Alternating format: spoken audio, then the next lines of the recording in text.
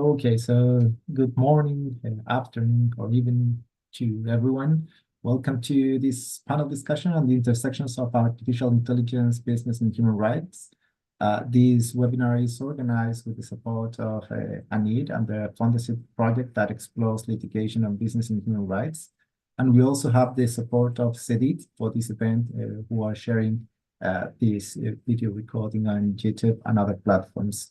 So today we are joined by three distinguished speakers, Nina Loshkayan, a staff attorney working with STOP, a New York-based organization, and a fellow at NYU Public Interest Law Center. Danny Reimann, a technology and human rights researcher based in Santiago, Chile, currently working with the Business and Human Rights Research Center, covering a range of technology and human rights issues, and Moises Sanchez, the executive director of Fundación Camanau, with a background in law and journalism, focusing on the future challenges posed by scientific advances and disruptive technologies. Each panelist brings a unique perspective on the legal challenges and opportunities presented by AI technologies. Our discussion today will be conversational, so we encourage panelists to react to each other's comments, and also if you have any questions, do it so in the chat.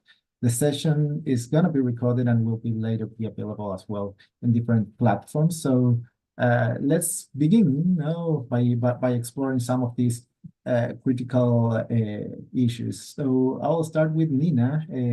Nina, if you can share your insights on key litigation cases that have emerged at the intersection of AI and businesses, and particularly those involving potential human rights violations. Yeah, thank you so much, Sebastian.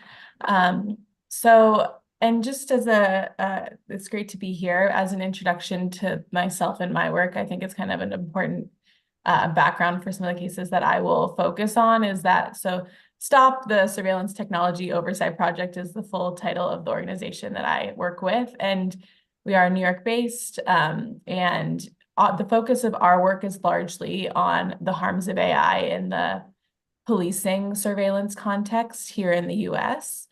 And that obviously interacts closely with the harms of AI more generally. So we have kind of expanded our work into AI business harms as well, particularly vendors of harmful surveillance technologies that use AI that are selling their tools to police departments and law enforcement agencies. So to the question, some key litigation cases, and again, another context helpful thing for me is that I'm working in the US legal system, and here we have really an uphill battle in my perspective, because the way that the procedural roadblocks play out in court have really been hard to overcome for a lot of plaintiffs who have been harmed by AI related systems. So here at STOP, we've brought a few interesting cases.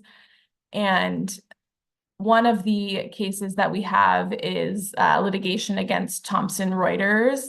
Thomson Reuters has a practice of a product called their Clear database, which collects individuals' utility records, criminal histories, credit reports, photographs, other records. And we've been pursuing litigation against them for years now, for the practice of selling that data to ICE. And the way that the AI harm comes in is their database scrapes from across the internet using AI.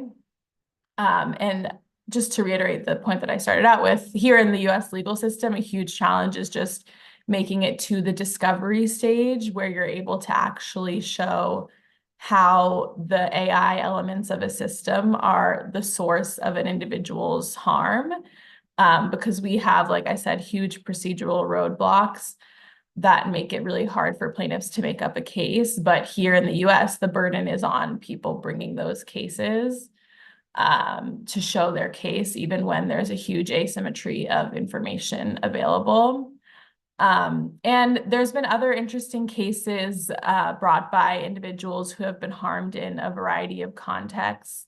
Another big way where algorithms are being used is in tenant screening. So tools to screen people to do like background checks to see whether they're eligible for housing. But these tools don't make decisions in the same way humans do, obviously. So there's a lot more potential for misinterpretation of things that come up on the background scan and discriminatory enforcement. So there was a really interesting case that's ongoing in Connecticut of a woman who was barred from housing because of some red flags that popped up on her housing application. But in reality, it ended up being her minor son, who was severely disabled, had been arrested in the past, but that arrest did not lead to any charges.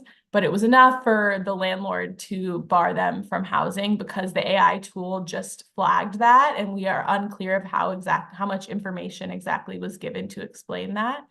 And so she's been going on through litigation for years now, trying to get some redress and to just actually understand what happened to her and how the AI system played a role in that. So those are a few of the interesting cases that I've seen over the last few years. It's super interesting to observe different challenges and litigating against like private companies such as Thomson Reuters, but also on public algorithm in housing systems, for example, in Connecticut. So we'll come up to the challenges as well of those litigation strategies afterwards. But I would like to give the word to Danny. And Danny, from your experience in Chile, but also, I mean, your experience knowing other cases globally through the Business and Human Rights Research Center. How do these cases, because it's just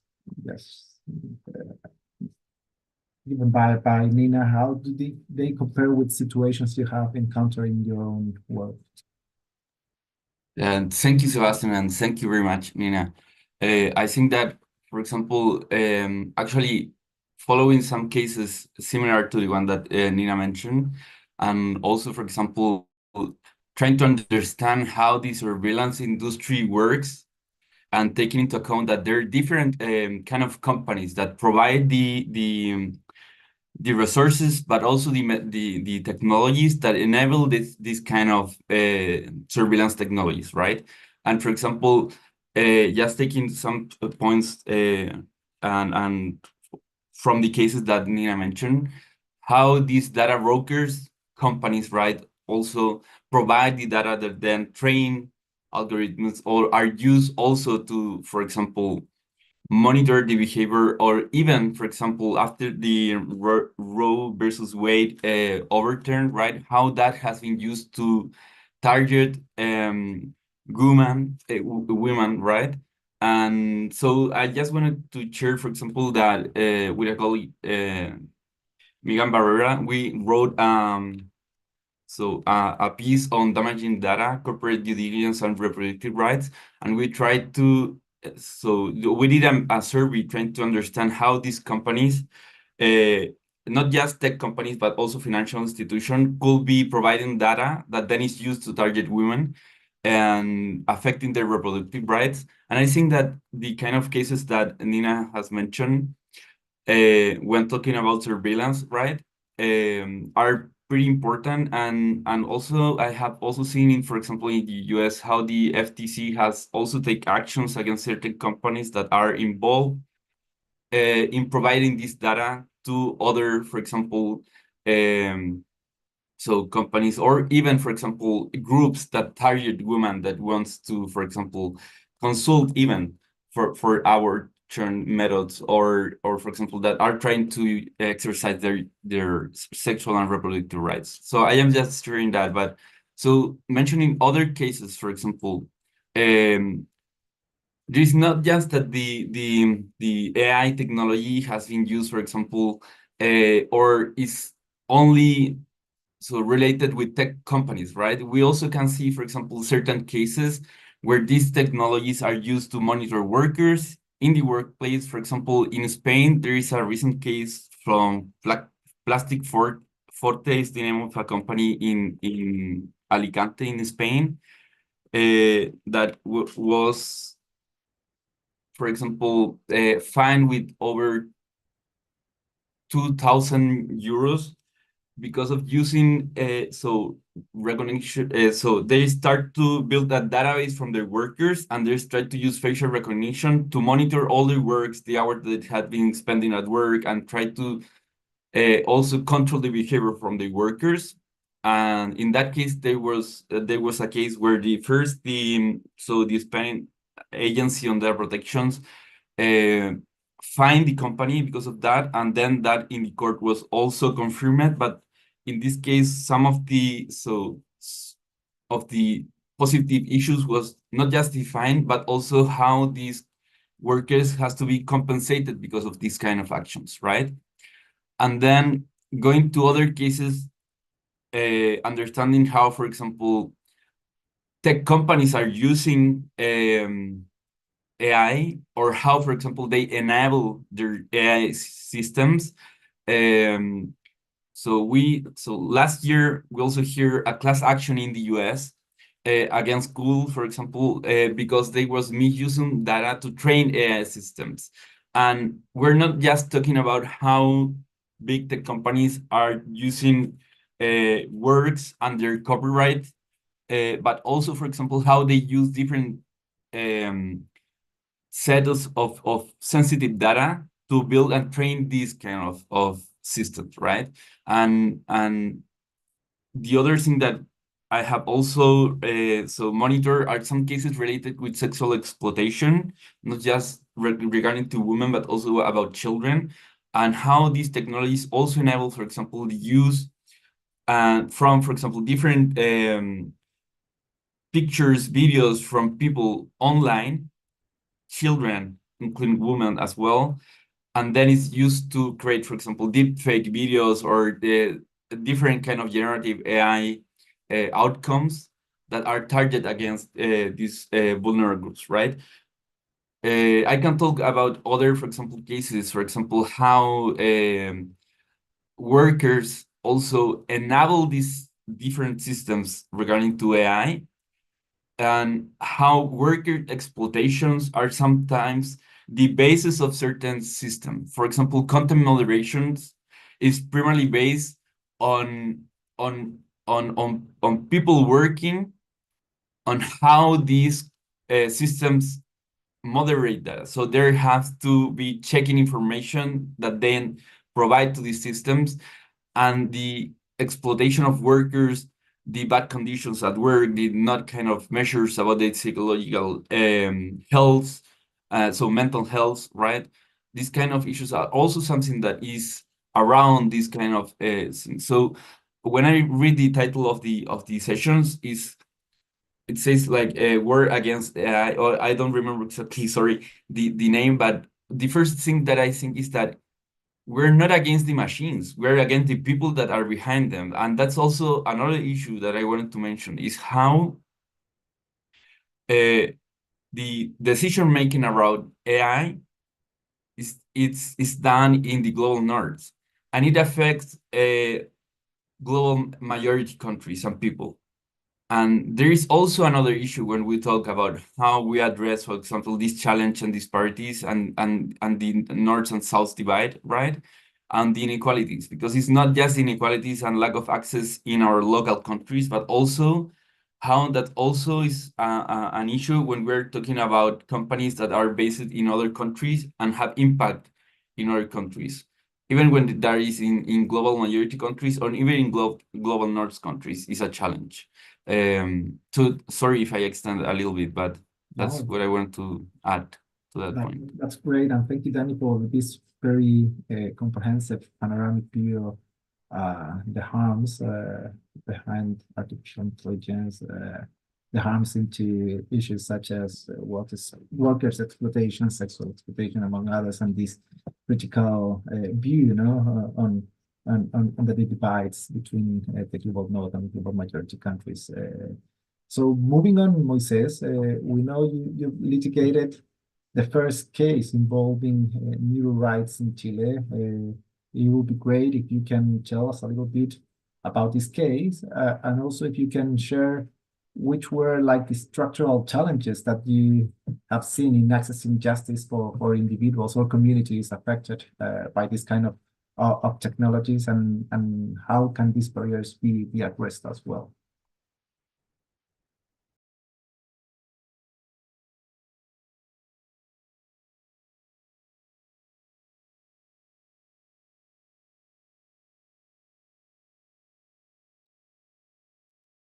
Hola, ¿qué tal? Buen día. Estaba conectando el audio. Sí, me interesa comentar dos casos en realidad, porque como este es un encuentro que busca reflexionar sobre el litigio estratégico y la forma de llevarlo adelante en casos contra grandes compañías, me parece que el detalle mismo de cada caso no es tan relevante como el proceso que llevó a que estos casos pudieran ser exitosos o por lo menos, digamos, de gran debate público. Y el primero de ellos es un caso que tuvimos contra una compañía neurotecnológica que se llama Emotiv, que es una compañía con sede en Estados Unidos, que desde el principio nos planteó el desafío de poder presentar una acción que en el caso chileno es una acción de amparo de derechos constitucionales que se llama recurso de protección, a una empresa que estaba fuera del país. Y ahí todos sabemos en el mundo legal lo difícil que es emplazar o incorporar en un juicio a una empresa que no tiene sede en el respectivo lugar. Y creo que del punto de vista procesal, ahí lo que sucedió fue que pudimos aprovechar algún tipo de jurisprudencia que existe en el país que permite notificar a las compañías por vía email cuando ellos realizan actividades que son perjudiciales o generan riesgo o amenaza a los derechos de las personas en Chile. Y creo que ese punto fue fundamental desde el punto de vista procesal. Ahora, para explicar un poco el caso, para que todos lo puedan entender, Emotiv es una compañía que vende dispositivos neurotecnológicos, que son una especie de cintillo que se coloca en la cabeza y que a través de algunos sensores logra captar tu información neuronal a través de electroencefalografía. Esa información, dado el sistema que tiene Emotiv, va a una nube internacional que está fuera del país, y sus políticas de privacidad establecían que esa información tú no la podías ni borrar ni cancelar cuando era usada para investigación científica u otros fines que se definían en la política.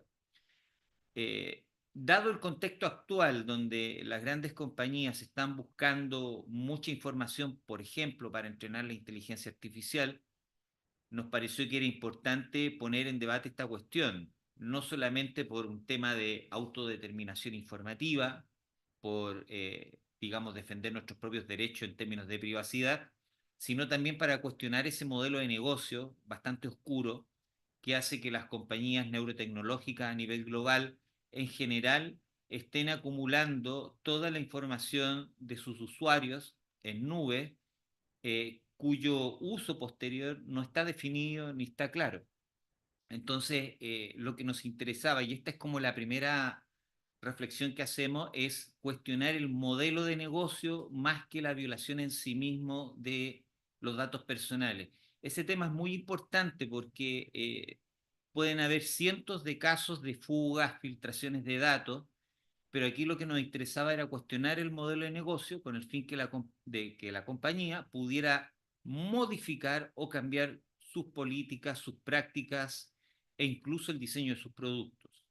A eso apuntaba el caso. Finalmente, después de un largo proceso, este caso tuvo una sentencia favorable en la Corte Suprema, que, bueno, es bastante extensa, pero para decirlo en sencillo, lo que dijo fue que se debían respetar la privacidad de esos datos, eliminarlos de las bases de datos, y estableció dos criterios muy importantes. Uno, que podríamos llamar un cierto criterio precautorio, es decir, el Estado no puede hacer caso omiso de la introducción de estas nuevas tecnologías en el país sin hacer algo.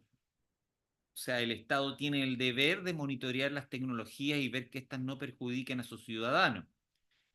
Y en segundo lugar, equiparó la información neuronal a la información de tipo genético, elevando el nivel del consentimiento, lo que hace de que esta información, que para la compañía era considerada un dato casi estadístico, ahora tenga que ser considerado un dato extremadamente sensible con un tratamiento especial. Este caso generó un impacto a nivel mundial. Sacamos un libro que está en la página web en defensa, se llama la página web defensaneuroderechos.org, es de descarga libre, y hay más de 40 expertos a nivel mundial que opinan sobre esa sentencia y los impactos en distintos países. Ha tenido impacto en algunos países de Europa, en Australia, en Canadá, en fin, etcétera, por lo menos de lo que nos han informado. Y el segundo caso, que tiene que ver con la misma lógica de cuestionar un modelo de negocio, es el caso que estamos llevando actualmente contra la compañía WorldCoin, que es una compañía que busca generar un sistema tiene un modelo de negocios dual donde escanea el iris de las personas y al mismo tiempo con eso genera un criptoactivo que es una moneda virtual que se llama WorldCoin, que es la que le entrega a los usuarios del sistema. Ahí, más allá de los temas de privacidad, que por supuesto son obvios, lo que nos interesaba era cuestionar el modelo de negocio. ¿Cómo es posible que se empiece a capturar el iris de las personas con el fin propuesto por la empresa de generar un sistema de identificación universal, una puerta de entrada al mundo digital y virtual en el mediano y corto plazo, que esté asociado a una criptomoneda, a la generación de valor? El modelo de generación de valor es más o menos el siguiente. En la medida que más personas escaneen el iris, el algoritmo de la compañía se potencia, adquiere mayor precisión y por lo tanto en términos de identificación es más sólido, y los inversionistas apuestan a que en el futuro gran parte de nuestras actividades van a requerir este tipo de accesos para el mundo digital y por lo tanto invierten en la compañía y eso es lo que le da valor a esa criptomoneda que generan. Entonces, estando de acuerdo en que tienen que haber sistemas de identificación para acceder al mundo digital que nos distingan de los robots, la verdad es que nos parece desproporcionado que se tenga que asociar esto a un modelo de generación de valor como una criptomoneda, porque esto genera incentivos perversos que ya fueron identificados por varias agencias de protección de datos, en el sentido de que contaminan, por decirlo así, la licitud de la entrega de los datos, puesto que genera un incentivo económico que desde el punto de vista de la protección de los datos personales es estimado como un modelo coercitivo, por lo tanto vicia el consentimiento, sin perjuicio de otros problemas que existen a nivel de consentimiento de los menores de edad. Y también los problemas que esto genera para el futuro de la protección de datos, que también es un tema que nos interesaba defender y nos interesa defender en este caso, porque si este tipo de modelos llega a consolidarse en la práctica, lo que va a suceder es que todo el modelo de protección de datos que existe en la actualidad en el mundo va a quedar prácticamente con una utilidad, no voy a decir nula, pero muy baja, puesto que estos modelos lo que dicen es que una vez que obtienen el modelo o el dato biométrico, el dato personal, ellos lo eliminan, no lo necesitan y generan un hash, generan un código que ese entra al mundo de la blockchain, en un sistema descentralizado y que por lo tanto no requiere ni está sujeto a las protecciones tradicionales del mundo de la protección de datos. Es decir, señores, vamos a tener un mundo con leyes de protecciones de datos que no van a servir para proteger todo el ciclo de protección de datos, lo que nos plantea el debate de cómo van a aplicar las leyes de protección de datos en los sistemas descentralizados. Por eso este caso nos parece tremendamente importante, más allá del uso o abuso del dato biométrico en específico, sino por el modelo de negocio que impone y la crisis que va a suponer para el régimen de protección de datos. En el camino, tal vez 2 o 3 lecciones muy breves. Una es que para abordar este tipo de casos es necesario tener mucho apoyo científico y académico. Para este caso contra WorldCoin tenemos, por ejemplo, 12 expertos internacionales que están aportando informes. En segundo lugar, también entendemos de que este tipo de casos también genera resistencias, puesto que son vistos en principio como atentatorios contra la innovación, que es un tema que nos hemos encargado de aclarar en cada evento al que asistimos, porque no estamos en contra de la innovación, sino que lo que buscamos es que los productos desarrollados, las innovaciones, no sean perjudiciales para los derechos de las personas. Lo tercero tiene que ver ya con cuestiones más bien de asociatividad, donde hemos visto de que en este tipo de casos que cuestionan los modelos de negocio, hay muy pocas organizaciones con las capacidades técnicas para poder llevar adelante este tema. Hay muy pocas firmas legales también que tengan la capacidad para entenderlo. Y ahí el rol de las ONG u organizaciones que logren conectar estos mundos, el mundo legal con el mundo técnico, es clave para llevar adelante un caso de este tipo, porque de lo contrario es muy, muy difícil. Me quedo con eso hasta el minuto y después me abro a la conversación.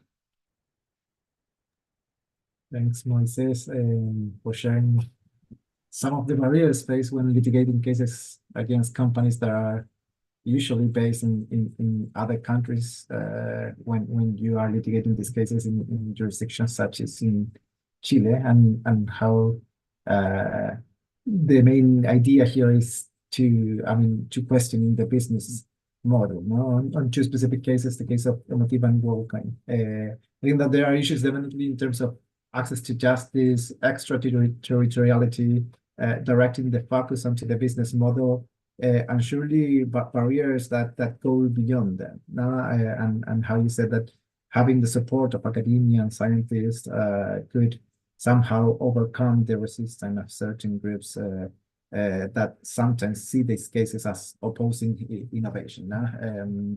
So Nina, based on your experience at STOP, how do you approach some of these barriers in the legal strategies? How do you share some of these barriers shared by Moises in terms of potentially groups resistant to or that are resisting this kind of legal innovations, or maybe other kind of barriers in terms of access to justice in the United States? And if so, how do you overcome those barriers? Yeah, thank you. And just briefly, Danny's point about the FTC reminded me of one additional case, which the FTC brought a case against Rite Aid, a very popular drugstore here, for misusing facial recognition technology, deploying it without reasonable safeguards. I'll link that in the chat, but it does kind of relate to how we approach the challenges that we come across as well.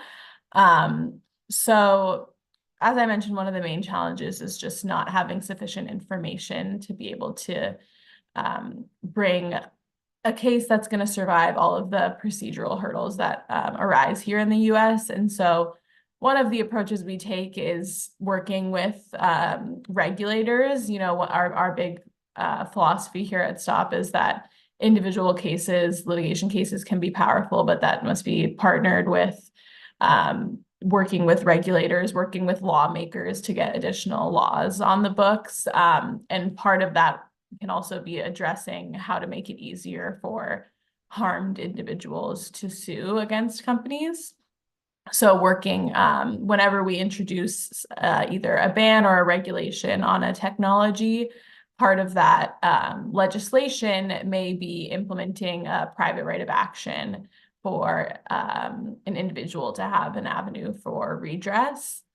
And additionally, another way that we try to just get as much information as we can about how surveillance technologies are being used, particularly when they're used by government agencies and law enforcement agencies, is in the US, there's the Freedom of Information Law. And that's basically public records requests that you can file. So in conjunction with our lawsuits against the companies themselves and the vendors, filing public records requests, trying to get information from government agencies is a huge part of our work because, you know, left to their own devices, companies keep all of their tools in a black box and hide them away from any scrutiny. And I think that kind of speaks to what the other panelists were talking about in terms of their resistance to these interventions. So yeah, just as much as we can bring the information to light, that's another avenue that we use for that. And I think ultimately getting some procedural changes in the American legal system will be crucial because currently, like I said, the plaintiffs are just in a situation where they're forced to prove something that they don't have sufficient discovery information to make that claim. So in addition to pushing for current civil rights law to apply to algorithmic discrimination, that's why we also engage with regulators and lawmakers to get more protection on the books that apply in the modern times that we're living in, you know, where discrimination doesn't take the form of a person saying something to prove that their action was discriminatory, because that's kind of the precedent that exists in the legal system. You know, it's much more nuanced and the law has to be rewritten to address the current landscape. And I think that's like this part of the question. I think that's all of my thoughts. That's great. Thank you, Nina. I think that, well, it's very interesting to see how making networks with regulators and lawmakers can be seen as a key issue here now.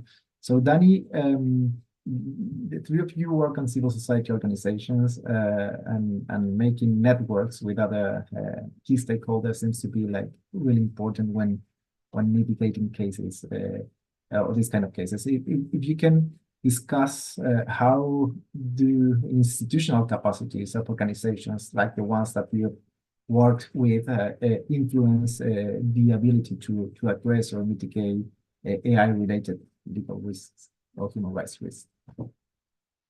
Yes, I think that so first of all, the first problem that at least civil society organizations face in at least, for example, in Chile or other countries in South America, but also in other regional spaces, it's about how these organizations can sustain their work in time, right? I think that when we talk about capacity is how the lack of resources impact these organizations, and also how many times how organizations try to achieve certain goals are usually related to also from what kind of projects are related the funding that certain funders are providing, right? And that also many times like kind of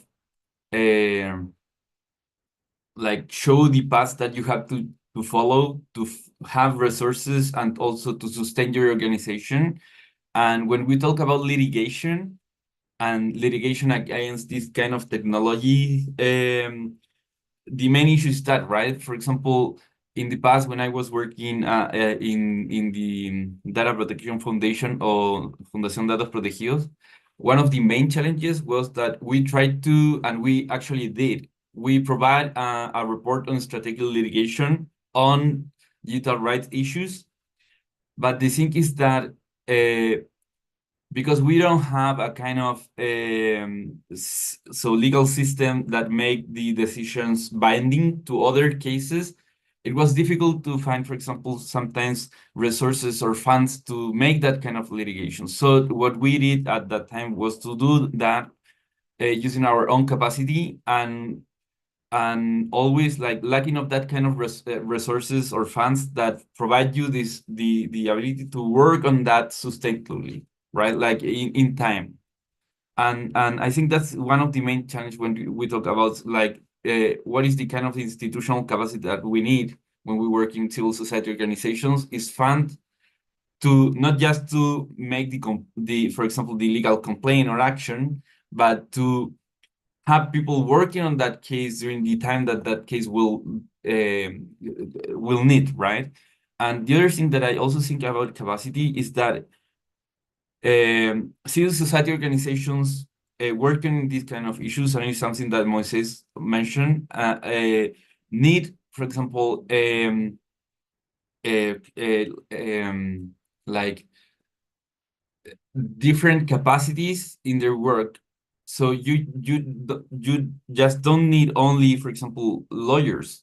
So people that go to the trails to fight this, right?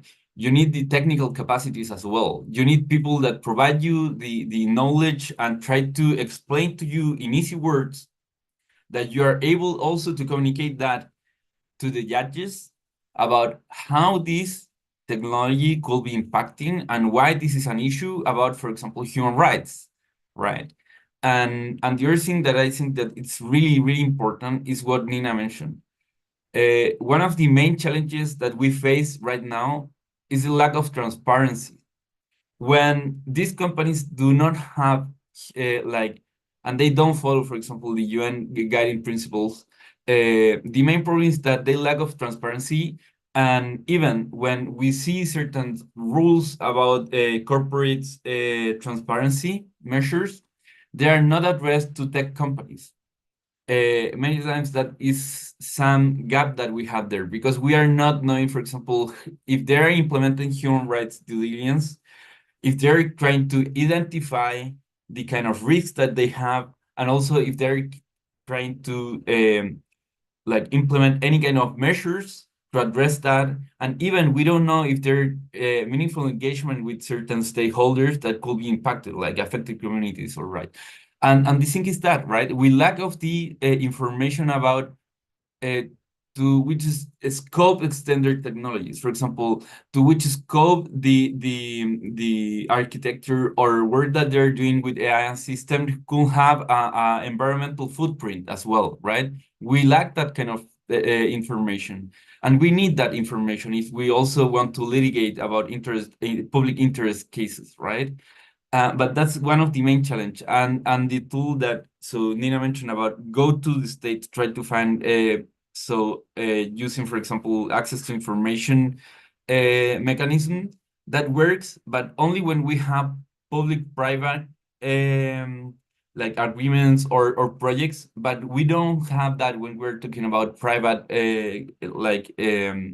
projects, right? With that involve, for example, only corporations or not all people will corporations, right? So many times we're kind of blind of that kind of issues. And after really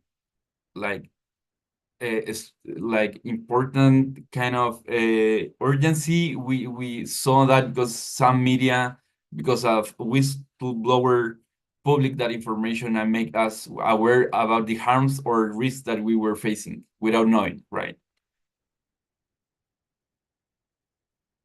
Thanks, Danny. Moises, I mean, what's your perspective on this issue? Maybe from the point of view of advocacy. You said something about the impact of the Emotiv case. Maybe to expand a little bit on that one. You know, does the success story of litigating that case has make it easier or not for the WorldCon case that you are working now?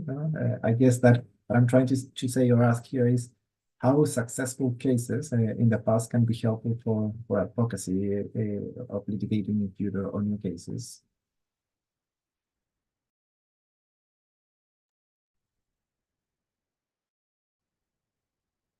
Bueno, tal vez comentar algunas ideas de más que fórmulas, ideas o enfoques como para abordar este tipo de casos que representan un desafío para todos, para los jueces, para los abogados, para la sociedad civil, etc.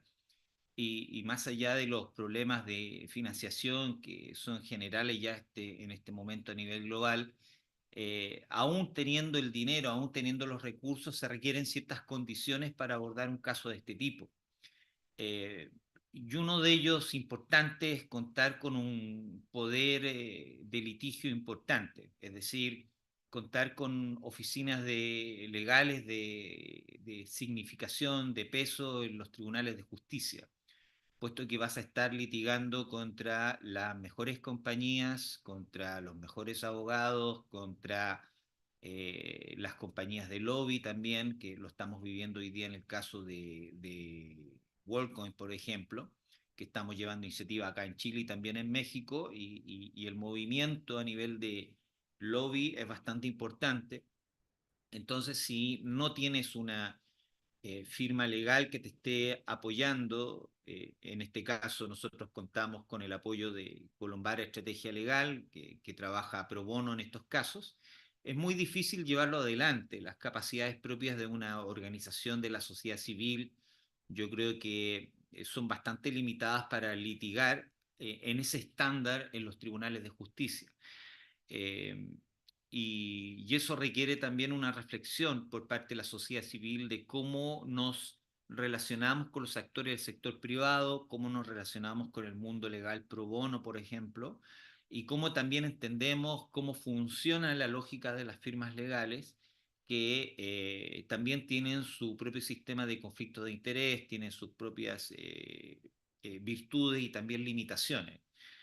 Nuestra experiencia con las firmas legales es que hay que generar una relación estrecha a través del tiempo para ir mejorando capacidades para que ellas vean que la relación contigo es constructiva para ellos porque aprenden, porque les permite entrenar a sus abogados, porque les permite meterse en temas nuevos que de lo contrario no podrían litigar, y por lo tanto de alguna forma es un laboratorio, y en segundo lugar también involucrarse en un caso importante de este tipo les permite también generar un buen récord para la firma legal, y eso es un ganar-ganar para ambas partes, digamos. Creo que eso es súper importante. Lo segundo, la relación con la academia, por ejemplo, es muy importante. Sin embargo, creo que el mundo académico en general es bastante menos receptivo al litigio que otros mundos, digamos. Y la verdad es que no son personas que apoyen directamente los litigios, sino que son apoyos más bien colaterales, siempre en la línea de, bueno, te hago este comentario, pero no quiero salir en ningún lado, no quiero que mi nombre aparezca. Y en ese sentido son buenos aliados para entregarte algún tipo de información, pero no son grandes actores en el mundo del litigio. Eh, y en cuanto a las organizaciones de la sociedad civil, en este tipo de casos yo identifico algunos factores que creo que hay que reflexionar, ya más allá del éxito, ¿no? Creo que hay que reflexionar desde el punto de vista cómo estamos funcionando, y es que cuando hablamos de litigios contra compañías tecnológicas se los suele abordar. Hay varios enfoques para abordarlos, depende de la especialidad de la organización, pero pueden ser enfoques del punto de vista de la libre competencia, del punto de vista del consumidor, del punto de vista de la protección de datos, en fin, o sea, hay varios por ahí. Sin embargo, sucede que gran parte de los casos están muy vinculados a la privacidad, y, y cuesta que las organizaciones salgan de esa sola lógica de privacidad, puesto que muchos de estos casos exceden la lógica de la sola protección de datos, por ejemplo. Y en ese sentido hemos visto que en algunos temas nuevos, las organizaciones que trabajan temas de privacidad o protección de datos más bien han sido, eh, eh, digamos, no han sido el apoyo que esperábamos para avanzar en estos casos, eh, más que nada porque los ven como un poco excéntricos, ¿ya? Y creo que en ese sentido no es extraño ver que en todos los avances que se han hecho en neuroderechos, en materia legislativa, todos los avances que se han hecho a nivel judicial, el mundo de la protección de datos ha estado relativamente fuera, y solamente se vino a incorporar hace unos meses atrás, cuando la Red Iberoamericana de Protección de Datos dijo este es un tema importante, y se comenzó a hablar. Entonces creo que también ahí hay una reflexión de que tenemos que ir un poco más allá de la sola protección de datos, de mirar los casos y entender los nuevos modelos de negocios que se están dando, como lo que comentaba de WorldCoin, que en el fondo nos pone en un mundo donde la protección de datos es solo el punto de partida, pero el modelo de negocio en sí mismo es mucho más complejo que eso. Yo diría que esos son factores a tener en cuenta, y el éxito final siempre al final va a depender de un buen planteamiento y contar con los abogados correctos. Yo creo que eso es clave tenerlo claro desde el inicio. Since we have 2 more minutes, so Nina, reflecting on your past litigation experiences, what insights, what lessons have been gained, and what maybe future directions do you foresee in the legal landscape concerning AI and human rights? Yeah, thank you. So I think I've already drilled down the point of the main lesson, which is that the American legal system is not equipped to deal with challenges based on AI harms. But that being said, I'll try to be a little bit more optimistic, which is that there have been big successes, particularly where you have individuals who are willing to come forward and tell a story where they've been really harmed and where they're willing to, a lot of our suits at STOP have been class action lawsuits. And so there's 1 or 2 named plaintiffs representing the class. And I think one thing I've been very inspired by is the named plaintiffs willing to undergo the hardship of lawsuit where they have to be very, they're scrutinized in depositions about their experience and how they were harmed. And those individuals, when they tell a compelling story like that, we have been able to redress what happened to them. So I think really our philosophy and our work is always to highlight the experiences of impacted individuals. And I think that is a major insight gained from my perspective, is just how important it is to continue listening to those people.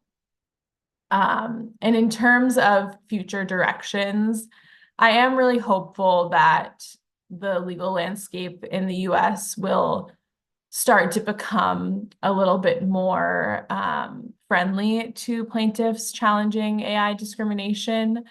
I think, we've seen in Europe and through the EU AI Act, and particularly the Liability Directive, more of a approach of putting the burden on these large companies to initially show that their system didn't do what is claiming, rather than the inverse. Usually the burden is on the plaintiff. And so I'm hopeful that there's a possibility that that approach might be adopted in the US. And, it's still in the early stages in the EU. And so I'm hopeful that as that, gets implemented more, it will be effective, and give people more of an opportunity to have a real claim. So that's kind of the future. And then also, like I said, I think I'm also hopeful that the future will be less of corporate self-regulation, because as Danny highlighted, these corporations don't follow any of the guiding principles, and they're not really reined in meaningfully. And the future might see more intervention from regulators to really hold companies' feet to the fire, and make them really be more transparent about what systems they're using, and have more rigorous internal policies to ensure that human rights are being respected in the technology that they're developing. Thanks, Nina. Danny, I'm sure that you have been following the discussions on different regulations on business and human rights at the regional and national level, but also particularly regulation and AI from a human rights perspective. So maybe adding to what Nina have just said, How do you think that these kind of regulations can be effectively implemented to ensure adequate redress for victims now of AI-related human rights violations? Yes, thank you. So I think that so first I would like to take, for example, the case of the EO committee related with the war on Gaza, right? And how the EU committee, like the commission, sorry, asking the companies to address the challenges related with hate speech and misinformation regarding to the war in Gaza. They request companies to take certain actions, right? But the thing is that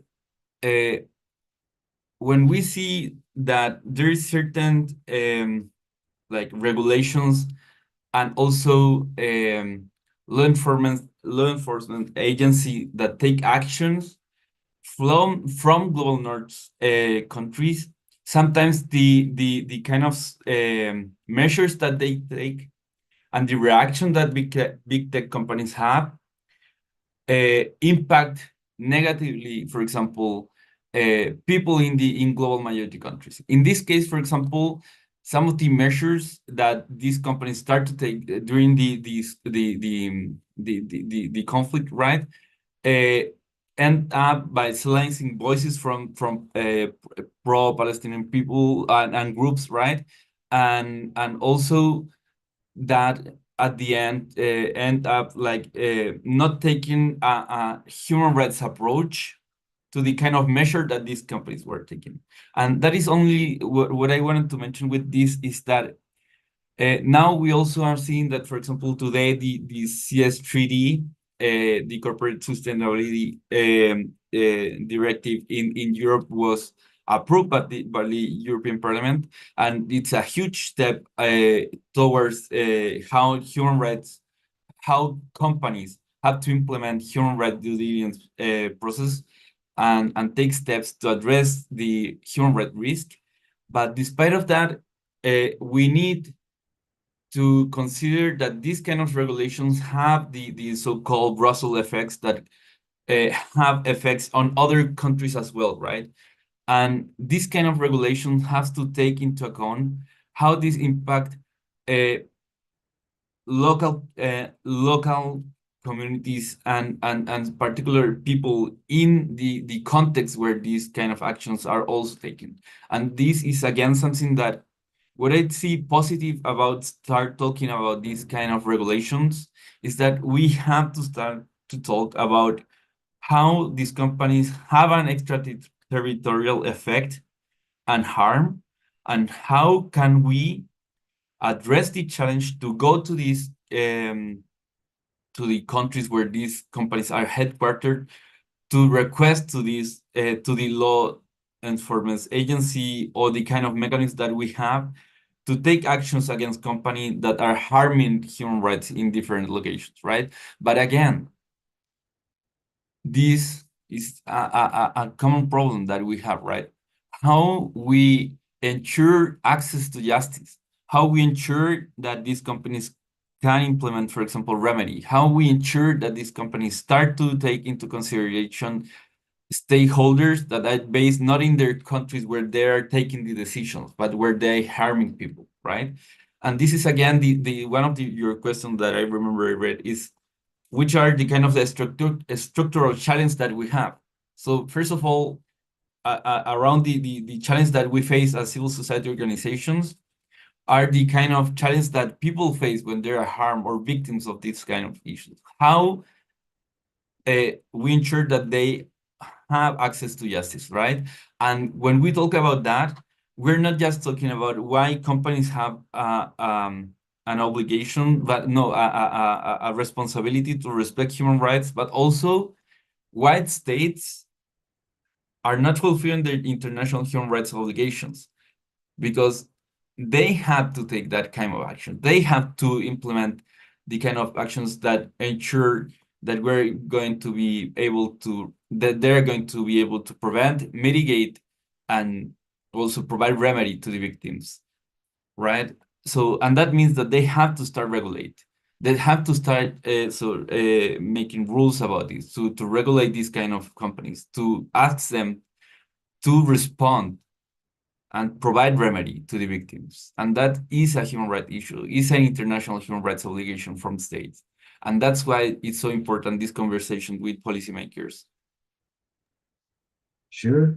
There are things on recognition, on regulation, on implementation, and obviously on accountability as well. And the relations between litigation, for example, and regulation are definitely there. Moises, any additional insights into future directions? A lot has been highlighted about how to engage, for example, with regulators, with policymakers, and other stakeholders. About how do you envision this future in this particular area?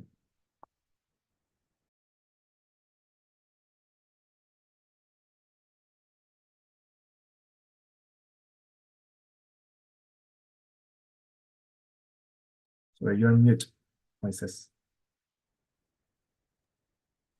Ok. There you go. Dale.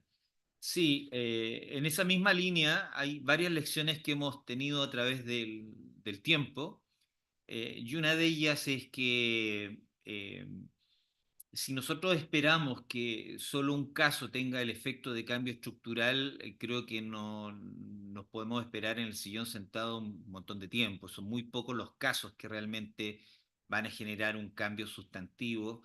Y por eso lo que implementamos fue una estrategia de dos vías. Una es avanzar en propuestas regulatorias al mismo tiempo que litigamos, es decir, poder aprovechar todos los espacios que existen a nivel internacional y también local para poder generar norma, regulación, en la medida de lo que esos espacios puedan dar. Y aquí me quiero detener en un punto. Por ejemplo, en nuestro continente tenemos el Sistema Interamericano de Derechos Humanos y la estrategia que hemos seguido es más bien no colocar estos temas nuevos estrictamente dentro de la Comisión Interamericana, sino ir con el Comité Jurídico Interamericano, que es una entidad de la OEA que tiene por fin unificar digamos, el derecho a nivel regional. Y de esa manera desarrollamos un trabajo con ellos para elaborar principios y estándares internacionales en materia de neurotecnologías y derechos humanos. Al mismo tiempo que estábamos planteando un litigio, porque lo que nos parece que genera el cambio es poder tener algún tipo de estándar junto con un proceso litigioso. Y el proceso litigioso, el rol que cumple, es poder hacer visible el tema a los medios de comunicación, al ciudadano de a pie, al ciudadano de pie informado, seamos claros, digamos. Y el proceso regulatorio, ese sí, genera incentivos para que hacedores de política pública, para que legisladores avancen. En marzo del año 2023 logramos tener estos principios interamericanos de neurotecnologías y derechos humanos, y eso motivó a que países como Brasil y México presentaran reformas legislativas a sus constituciones o proyectos de ley para avanzar en la protección de los neurodatos cerebrales, por ejemplo, que son proyectos que están actualmente en marcha, y eso muestra que hay un impacto concreto que va más allá del solo caso. Lo que hizo el caso fue potenciar ese efecto y hoy día ha hecho que países como Perú, Uruguay, Colombia y otros se sumen un poco a esta conversación. Entonces creo que es importante avanzar en las dos vías de manera paralela. Y una última reflexión que nos ayudó muchísimo fue que cuando estuvimos impulsando la protección de los neuroderechos en la Constitución chilena, esa reforma tiene una primera parte que dice que el desarrollo científico y tecnológico tiene que estar al servicio de las personas. Por lo tanto, eso es una garantía constitucional que ha permitido poder avanzar contra las compañías que actúan de manera irresponsable. Y creo que eso es un tema que hay que explorar cómo se va dando en el futuro, y creo que puede ser un muy buen punto a trabajar en el resto de los países, al menos de Latinoamérica. Thanks, Moises, and thank you to all the panelists for their contributions. What has become very evident is that litigation without other strategies such as working with policymakers is not enough. No? So having a variety of ways in order to generate advocacy and impact is key. We hope that this discussion that has provided deeper understanding and practical insights onto the critical role of law in shaping AI and human rights. And obviously, this conversation will continue. This video will be posted in YouTube, and we hope to receive comments over there. So, hope you all have a great morning, afternoon, or evening, wherever. Thank you very, very much. Thank you very much, Sebastian. Thank you, Nina and Moises. Thank you, Guys. Danny, Bye. Nina, Sebastian. Thank you, Alejandro, as well. Yes, thank you, Alejandro. Bye-bye.